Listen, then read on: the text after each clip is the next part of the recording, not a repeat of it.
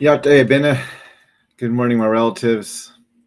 This is Mark Charles. It is Wednesday, November 24th, and I am sitting down drinking my second cup of coffee, and I've had a rather sombering morning. I was intending to talk this morning about Abraham Lincoln and the first Thanksgiving, as well as the Doctrine of Discovery.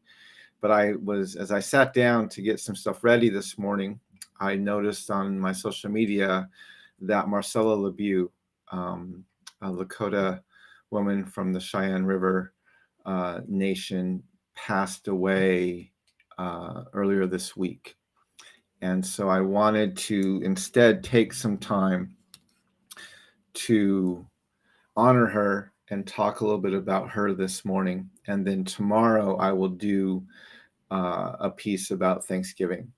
But I wanted to take a few moments just to remember Marcella LeBeau and talk about her for a few minutes this morning. But before I begin, let me do as I always do, which is start by acknowledging that I'm speaking to you from what's now known as Washington, D.C., and that these are the traditional lands of the Piscataway. And I want to thank and honor the Piscataway for being the host people of these lands. I want to honor them as the people indigenous to these lands, and I want to just state how humbled I am to be living on these lands today. I had the chance of meeting Marcella LeBeau for the first time. It was in August of 2019, and I was attending the LaMere Native American Presidential Forum. And at this forum, it was the first major presidential forum really in the history of the country. There had been other forums a few years prior, but they were much more minor. This one had many of the top tier presidential candidates in the primary. Bernie Sanders was there, Elizabeth Warren was there, other candidates were there from the Democratic Party, and then I was there as an independent candidate and obviously a Native candidate. And as I was learning about the forum and as we got there, I learned that there was a Lakota elder from the Cheyenne River Nation who was going to be asking questions about the Remove the Stain Act. And the Remove the Stain Act was the bill that was going before Congress to remove the 20 Congressional Medals of Honor that were awarded for the massacre at Wounded Knee. And Marcella was going to be asking the candidates about that act and if they were in support of it. And she was also, in asking the question, was educating them about the horrors of Wounded Knee and what happened there, and how not only horrific was the massacre, but how horrible it was that the U.S. Congress chose to honor soldiers who participated in that massacre. And I attended both days of the conference. And the first day I was not on stage. I was just there and I was sitting and listening. And then the second day I was on stage. And so I had a chance to listen to several of the candidates before me. And while I was there, I got to hear Marcella address some of the candidates herself. And I appreciated her question. And there were a few candidates. I forget which ones exactly, but she not only asked them about the Remove the Stain Act, but she also asked them about the Doctrine of Discovery. And I was excited when I actually heard her say the word Doctrine of Discovery and mention it, and I was anticipating and excited to hear what some of these Democratic candidates would say about that bill or about that doctrine. And I was deeply disappointed that no one answered her. Everyone answered her question about the Remove the Stain Act, and of course they said yes, they supported it, and so on and so forth, or most of them did. But none of them went into depth about the Doctrine of Discovery, and none of them even followed up or even expressed any understanding of what she meant when she said the Doctrine of Discovery. And so I was, when I was put on stage, I was asked to, address some of those same questions. And I chose to speak to her directly in answering my questions, and I honored her as the elder in the room. And I was able to not only honor her as she was 99 years old at the time, but I also was able to point out how wrong it was that even though she asked the candidates specifically about the Doctrine of Discovery, none of them responded to her. And I wanted to respond to her personally and publicly. And so I did. I took actually a good portion of my time on stage to address her question about the Doctrine of Discovery and to make sure that her question was answered, because again, she was the elder in the room. So what I want to do right now, I'm going to share a few links online here just about Marcella. The first link was from a Facebook group for the Cheyenne River tribe. And this was the first announcement that came out a couple of days ago regarding her death. And this announcement has a little bit about her life and all the things that she had done and accomplished in her life. She was an amazing woman. And then the second one is a more official announcement that was put up on that same group by members of her family. And then third, I'm posting a story that was published in Native News Online in the comments here about Marcella and her life. And then third, our second to last, I'm sharing a link to my presentation at the Native American Forum. And I bookmarked it directly to the point where I address directly Marcella LeBeau. And I talked to her from the main stage of the forum. I'm sharing that link in there right now. After I had a chance to be on stage and after I addressed her publicly, I was able to go and talk to her. And I sat down next to Marcella and I talked with her. And that's where I took the picture that I was sharing earlier. Let me just share that picture one more time. But this is the picture that I took as a selfie I took with myself and Marcella. And it was an incredible honor to meet her and to talk with her. And I was so impressed at how well educated she was on these issues and how tenacious she was about asking the candidates about these issues. Again, she was 99 years old at the time. And I was deeply impressed by her commitment to making sure these things were brought to the forefront. And they were addressed in the presidential election of 2020.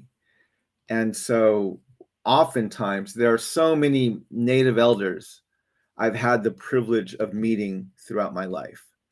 Some on our Navajo reservation, others I've met around the country. And it is always a deep and humbling honor to meet our elders and to talk with them and to learn from them and to see the example that they're setting for us. And meeting Marcella LeBeau was one of the greatest honors of my life, and addressing her publicly as a presidential candidate was probably one of the most honoring things I did as a candidate, because I got to speak directly to a very wise and very experienced elder who was working towards much of the same goals I was, which was to create common memory and to bring some of these injustices to the forefront.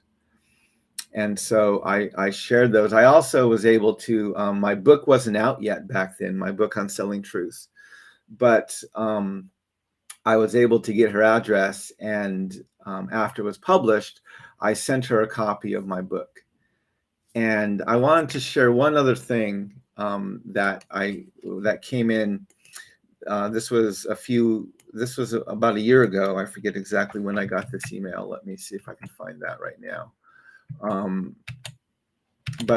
Anyway, one of the things, let me find out when I don't have that in front of me. Anyway, one of the things I wanted to share is one of her grandchildren reached out to me a few months later after I sent her the book. And they said that they had read the book, and one of her other family members had responded to what was in that book. And Marcella was sharing about it on social media. And so I want to share that here in this, in the chat. And let me just bring up what it said here before I share it. Hold on just a second.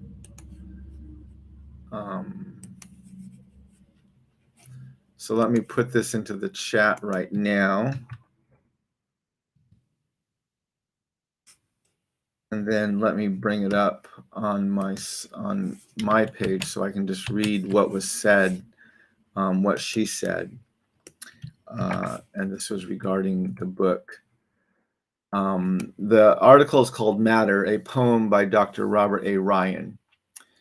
And it says, this was written on July 2nd, 2020. And it says, a note from Marcella LeBeau. I was gifted a book titled Unsettling Truths by U.S. presidential candidate Mark Charles. My nephew, Dr. Robert A. Ryan, read the book. After reading the book, he wrote some thoughts titled Matter. I asked him if I could get it published, and he agreed.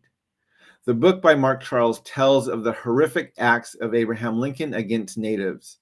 We didn't learn this history in the half day we went to the old Cheyenne Agency boarding school. Is it even taught in the South Dakota schools today? To know the truths of Abraham Lincoln, we must now give the removal order of Abraham Lincoln and the others that replace them with our own native heroes on Mount Rushmore, on our own land, our sacred Black Hills. Below is the poem written by Dr. Robert A. Ryan. And then that poem is quoted in there. It's not huge, massively long, but I'll leave that in the comments, and I welcome you to go and read that. But it was incredibly honoring to see that comment by Marcella, and to have read and heard about what was in that book, and to respond by saying we have to address the injustices of Abraham Lincoln, and we need to remove his face from Mount Rushmore. And we need to remove all those faces from Mount Rushmore and replace them with something much more sacred. And so I am deeply honored, and I am very saddened today to learn that Marcella LeBeau passed away earlier this week. She was an incredible woman. I had the opportunity to meet her a few times, and each time I was blessed and wiser because of it. I want to remember her family, her nieces and nephews, her children and her grandchildren today, and the entire Lakota Nation and those on Cheyenne River who are mourning her passing this week. And I want to also just remind our nation that we have many heroes like Marcella who we never hear about in mainstream media, but they are incredibly important people. And I want to take today to honor Marcella. I want to thank her for what she's done throughout her life, not only in the service she gave to our country. She was a nurse during World War II, but also for the way that she's worked to create common memory and to bring about an understanding of our nation's history so that we can move forward more justly. I honor her for her tenacity. I honor her for her deep dedication to her people and to our nation as a whole. And so, Marcella, it was a privilege to meet you. It was an honor to get to know you. I thank you for your gift and the gifts you've given to our people throughout your entire life. And I hope to continue to do the work that you did so passionately, which is to help our nation deal with its unjust past and to find a way to move forward that is healthy and good. So I wanted to honor Marcella LeBeau. As I said earlier today, I was planning to do something about Thanksgiving, but after I learned about Marcella, I just wasn't in a place emotionally to do it, and I didn't want to do that well before I had a chance to talk about and remember Marcella. And so tomorrow morning, on Thanksgiving morning, I will do another live stream over a second cup of coffee, and I'll talk about the first Thanksgiving, the legacy of Thanksgiving, and I'll go into depth as to why my family and I stopped celebrating the holiday of Thanksgiving over 3 years ago. So, but until then, I hope you have a great day, my relatives. And I encourage you to read some of those resources I put up about Marcella, and to take some moments to remember her and to pray for her family today. Walk in beauty, my relatives, and may we learn how to walk in beauty together. Hakone.